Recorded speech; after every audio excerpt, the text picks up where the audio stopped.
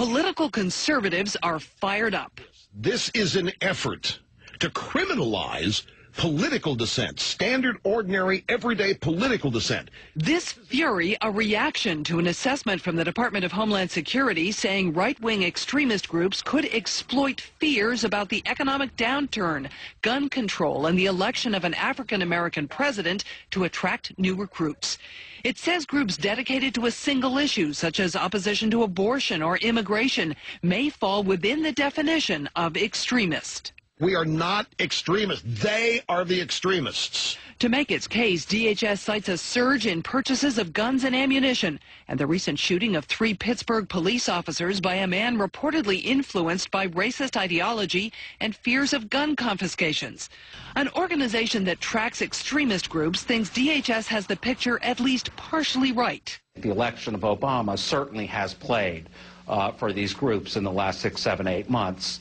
The economy, I think, is much more questionable. We really don't know if that is having an effect. A Homeland Security official says DHS is not trying to squelch free speech. There is no link between extremists being talked about in that report and conservative political thinkers, activists, and voters. But conservatives aren't buying it. If the Bush administration had done this to left-wing extremists, it would be all over the press as an obvious trampling on the First Amendment rights of folks and dissent. In fact, in January, there was a warning about left-wing extremists. It was issued by the Obama administration, but both reports were begun under President Bush. This new DHS assessment says right-wing extremists may try to radicalize disgruntled veterans to exploit their military knowledge. Some conservatives find that offensive, but DHS points to Oklahoma City bomber Timothy McVeigh, a veteran of the first Iraq War. Lou? Gene, this is, at the very least, a broad, general threat assessment, if you will. Why are there not names named and specific targets referenced here if there is a legitimate threat to the interests of the United States? Well, they say there is no specific threat here, but they sent this out to law enforcement all across the country so they would be aware of what DHS perceives as something that's emerging, and so they can get an even better assessment of what's going on through the eyes of those local officials. That's why this was issued at this point in time. This was attempted, once again, relying in some measure on the Southern Poverty Law Center last month with the so-called Missouri documents. The Missouri State Patrol had to withdraw the so-called fusion report. Is that likely to happen here? I don't know. The Missouri report went considerably further. As you know, it mentioned to be on the lookout for people with certain sorts of political bumper stickers on their car. This report goes nowhere near that. And by the way, I don't think they relied on the Southern Poverty Law Center. No, this was DHS's own research. Yeah. Right. But certainly they seem to be in sync to a certain degree here. Both the department and the Southern Poverty Law Center say they are seeing some increase in those right-wing groups. All right. Thank you very much. Gene Missouri from Washington. Well, we'd like to know what you think about all of this. Our poll question tonight is, do you think a person concerned about borders and ports that are unsecured, illegal immigration, Second Amendment rights, or a returning veteran from the wars in Iraq and Afghanistan is likely or even possibly probable, as the Department of Homeland Security suggests, to be a right-wing extremist? Yes or no? Cast your vote at LouDobbs.com. We'll have the results here later in the broadcast. 92% of you say a person concerned about borders and ports that are unsecured, if you're worried about illegal immigration, Second Amendment rights, or a returning veteran from the wars in Iraq and Afghanistan. It is not likely, as the Homeland Security Department suggests, to be a right-wing extremist. Are you listening, Janet Napolitano? You don't need a recording in court for a statement. As Professor Duane said, it's his word against my word if he was a defendant. Number one, and this is the way it works, and this is the way the real world works, in case you guys haven't been out there, that's outside the windows out there. The jury looks at a defendant sitting next to a defense attorney. That's strike one, because the jury is already looking at that as that being someone who did something that put them in that chair. Number two, they get a uniformed police officer up there. They get someone wearing a suit as a detective up there that is a professional witness. That's strike two. So now they have a professional witness against them.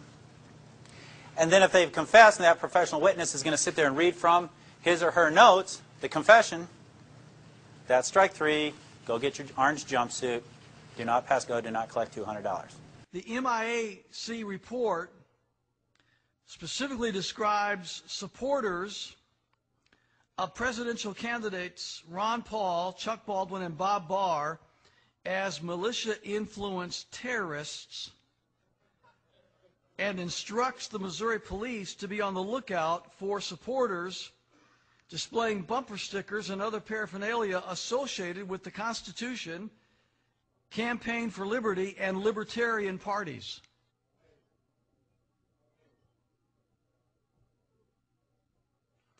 The MIC report does not concentrate on Muslim terrorists, but rather on the so-called militia movement, and conflates it with supporters of Ron Paul, Chuck Baldwin, Bob Barr, and the so-called Patriot movement, and any other political activist organization opposed to the North American Union and the New World Order. So if you voted for an independent candidate such as Bob Barr or Ron Paul, or you are a member of the Constitution Party or the Libertarian Party, or you find yourself in opposition to the North American Union, then according to this police report put out at the state police in Missouri, you are considered a potential terrorist. This report goes on to say the MIC report is similar to one created by the Phoenix Federal Bureau of Investigation and the Joint Terrorism Task Force during the Clinton administration. The FBI document explicitly designates defenders of the Constitution as, quote, right-wing extremists. Imagine that. If you defend the Constitution, if you believe the Constitution should be defended and upheld, you are labeled a right-wing extremist. And according to the MIAC report, opposition to world government, opposition to NAFTA, opposition to restrictive gun laws, to the federalization of the states, are a potential threat to the police. Now, we laugh at that, and we take that lightly, and because we realize how ludicrous it is. But let me tell you, ladies and gentlemen, there's nothing to be taken lightly here. This is very serious. This is an official state police agency issuing a report to the entire state police of the state of Missouri, cautioning them, advising them, warning them, however you want to say it, to be on guard against people that might have a Ron Paul bumper sticker on their car, or people that would be a part of a political party that's not Republican or Democrat, or people that believe that we ought to defend the Constitution, or people that believe that that we should oppose the North American Union that is growing by leaps and bounds every day. That these people are considered potential terrorists, extremists, right-wing fanatics, and other such verbiage. Now, first of all, I had a call, we had a conversation take place after this report was released, and I'm going to be talking here in a couple of days personally with Bob Barr and Ron Paul, and we're going to be putting our heads together and figuring out what we want to do to respond to this. I can tell you this, we will not take this lying down. I remind you that before the Nazis began to persecute and incarcerate and kill and so forth the Jewish people in Germany, the first thing they did was label them as extremists and fanatics and all these kind of things and get the people conditioned against them. And then with the approbation of the general populace, they were able to unleash the fury of the state against them, and we all, of course, know what happened as a result of that.